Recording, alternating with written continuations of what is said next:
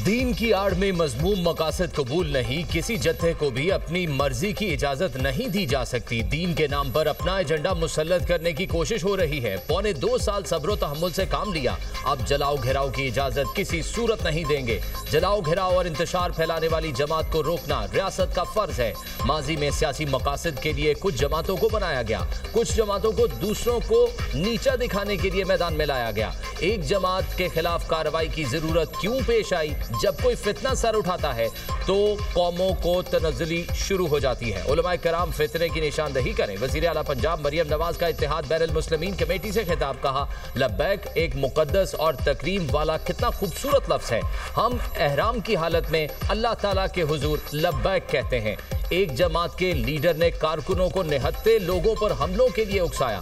शरपसंद जमात ने लोगों के जहनों को जहर आलूद किया। गजा में जश्न मनाया जा रहा था और यहाँ इस्लामाबाद पर चढ़ाई का ऐलान किया गया। सिक्योरिटी अहलकारों को गजा के नाम पर एहतजाज के दौरान गोलियां मारी गईं। शिद्दत पसंद जत्थे ने अपनी ही हिफाजत पर मामूर अहलकारों की जानें ली। शहीद होने वाले अहलकारों के लवाहिकीन को क्या जवाब दूं? करोड़ों रुपए और इतनी बड़ी तादाद में जदीद हथियार उनके पास कहां से आए? मजहबी जमातें ऐसे अनासर से खुद को अलहदा करें। अडयाला में बैठा शख्स हलाकतों की गलत इत्तलात दे रहा था, 2 साल जेल में हो गए। वो शख्स आज भी बाज नहीं आया।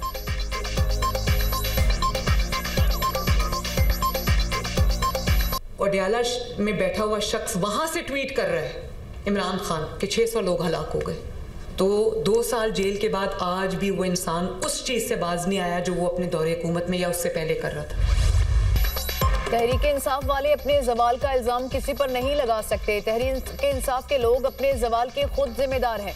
रियासत पर हमलों के दिन से पीटीआई का जवाल शुरू हुआ। जब पीटीआई ने हथियार उठाए वो सियासी जमातों से बाहर निकल गई। पीटीआई जब तक सियासी रही किसी ने कुछ नहीं कहा। पीटीआई वाले सियासी जदोजहद करते रहते तो किसी को कोई एतराज ना होता। पीटीआई ने 9 मई को हथियार उठाए, तब से जवाल शुरू हुआ। जो जमात हथियार उठा ले वो पुरतशद्दुद जमात बन जाती है। तहरीक इंसाफ ने सियासी लिबादा उड़ा हुआ था। ये तो नहीं हो सकता कि गलती हुई माफ कर दें, मुजरिम को मुजरिम की तरह डील किया जाएगा। वज़ीर आला पंजाब मरियम नवाज कहती हैं कि तहरीक इंसाफ ने भी रियासत के खिलाफ गोलियां चलाई और अमलाक को जलाया। जब भारत ने हमला किया तो फौज ने पाकिस्तान का सर फख्र से बुलंद किया। उसी फौज पर तहरीक इंसाफ ने 9 मई को हमला किया था। मेरे खानदान ने भी मुश्किल वक्त देखा लेकिन कभी हथियार नहीं उठाए। तमाम मकातबे फिक्र के उलमा का अमन व अमान के लिए पंजाब हुकूमत का साथ देने का आज़म, कहा अमन व अमान के क़याम के लिए हुकूमत के साथ हैं। अमन के लिए हमारा भरपूर ताउन हुकूमत के साथ है। उलमाए कराम की वज़ीर आला पंजाब मरियम नवाज को यकीन दहानी।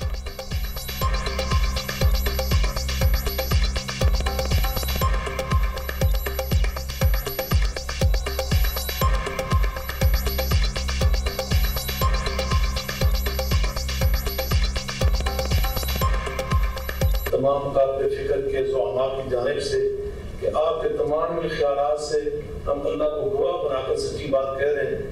आपके साथ मुत्तफिक हैं और पाकिस्तान में बिलउमूम, पंजाब में बिलखुसूस क़याम अमन के लिए आपने जो ऐलानात किए हैं, जो आपने पहले भी कोशिश की है, उनको हम तहसीन से देखते हैं और इन इक़दामात की हम भरपूर तायीद करते हैं। किसी भी किस्म का मामला क़याम अमन के हवाले से है, हम आपके साथ हैं। पहले की तरह, हमेशा की तरह हमारी दुआएं भी आपके साथ हैं, ताउन भी आपके साथ है।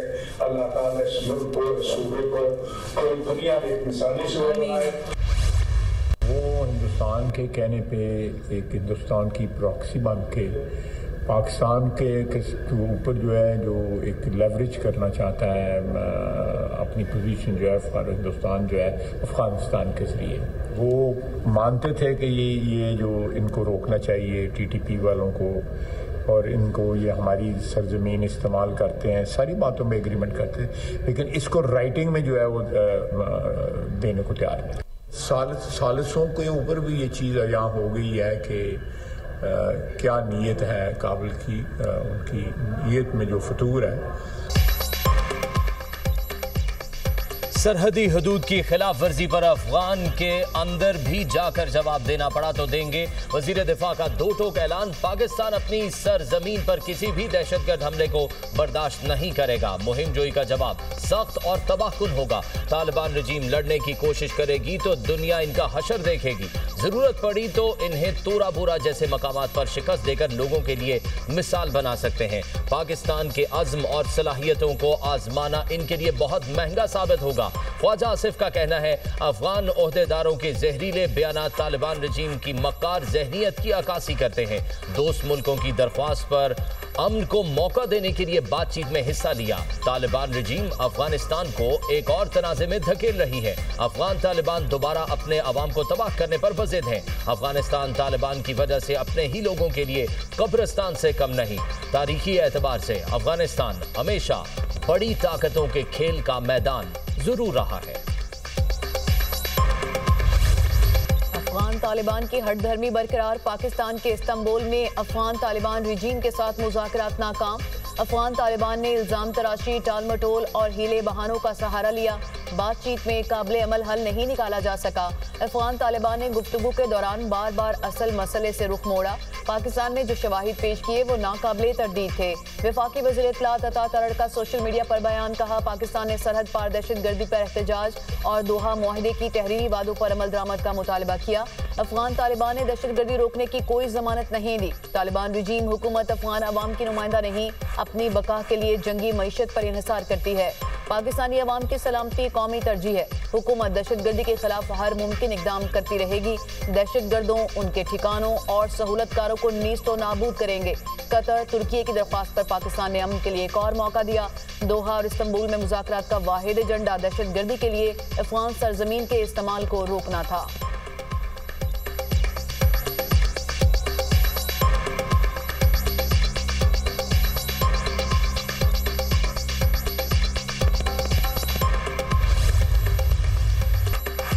सदर ट्रंप फील्ड मार्शल की सलाहियतों के मोतरफ सैयद आसिम मुनीर को बेहतरीन फाइटर करार दे दिया। पाकिस्तान के फील्ड मार्शल बेहतरीन फाइटर और शहबाज शरीफ अजीम इंसान है।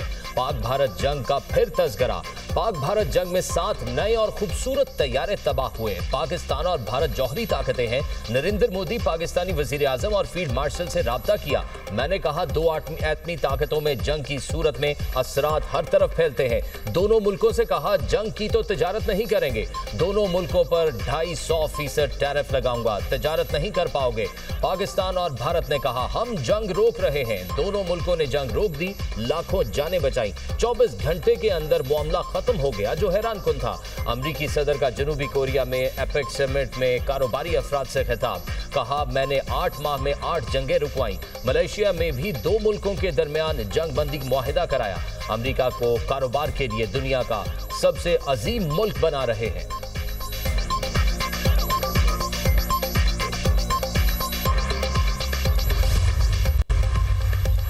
ईरानी सदर की पाकिस्तान और अफगानिस्तान में सालसी की पेशकश। वफाकी वज़ीर दाखिला मोहसिन नकवी की ईरानी सदर मसूद पज़ेश्कियान से मुलाकात। पाक ईरान ताल्लुकात और दो तरफा ताउन पर तबादला ख्याल। वज़ीर दाखिला ने पाक अफगान बॉर्डर के हवाले से ब्रीफ किया।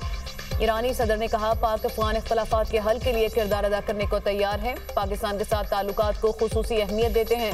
पाकिस्तान और अफगानिस्तान के वज़राए दाखिला की तेहरान में मुलाकात। मोहसिन नकवी का पाक अफगान तनाज़ा बातचीत के जरिए हल करने पर जोर, कहा, इख्तलाफात को बातचीत से हल किया जाना चाहिए। पाक अफगान मामलात मुज़ाकरात से हल करेंगे। मोहसिन नकवी की सुप्रीम नेशनल सिक्योरिटी काउंसिल के सेक्रेटरी अली अरशदीर और ईरानी हम मनसब से मुलाकातें। पाक ईरान ताल्लुकात और सिक्योरिटी ताउन बढ़ाने पर तफसीली तबादला ख्याल। इंसदादी दहशतगर्दी, मनशियात और बॉर्डर मैनेजमेंट के हवाले से बातचीत।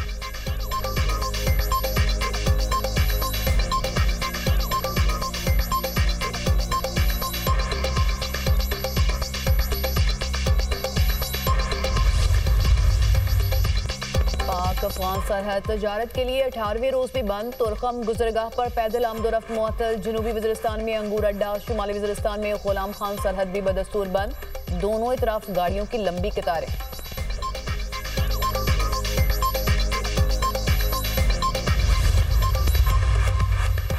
पाकिस्तान और बांग्लादेश इक़्तिसादी ताउन के नए मौक़े की तलाश पर मुत्तफ़िक़। वज़ीर ममलिकत ख़जाना बिलाल अज़हर कयानी से चीफ एडवाइज़र बांग्लादेश के मौमन ख़ुसूसी ख़जाना उन्नीसुज़्ज़मा चौधरी की मुलाकात।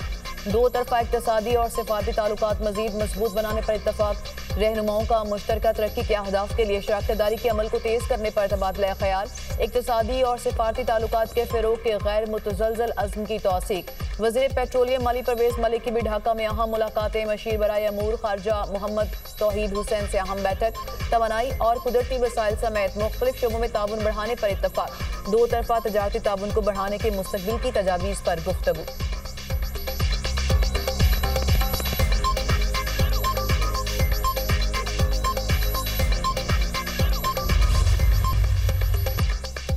गजा पर इजराइल की कयामत खेज बमबारी दर्जनों मासूम बच्चों को शहीद कर दिया। गजा की गलियां लहू से भर गईं। सेहूनी हमलों से एक दिन में 104 फलस्तीनी शहीद, 253 अफराद जख्मी। शोहदा में 46 मासूम बच्चे भी शामिल। शोहदा की तादाद 68,643 हो गई। 1,70,655 फलस्तीनी जख्मी हैं। हमास ने रफ़ा में इजरायली फौज पर हमले का इल्ज़ाम मुस्तरद कर दिया। कहा इजरायली बर्बरियत बंद न हुई तो यरगमाली की लाश की हवालगी मौखर कर देंगे। तुर्क वज़ारत ख़ारजा का कहना है गजा में इजरायली हमले जंगबंदी मुआहदे की खुली खिलाफ वर्जी है। इजरायली हमलों में मासूम शहरियों की शहादत अफसोसनाक है।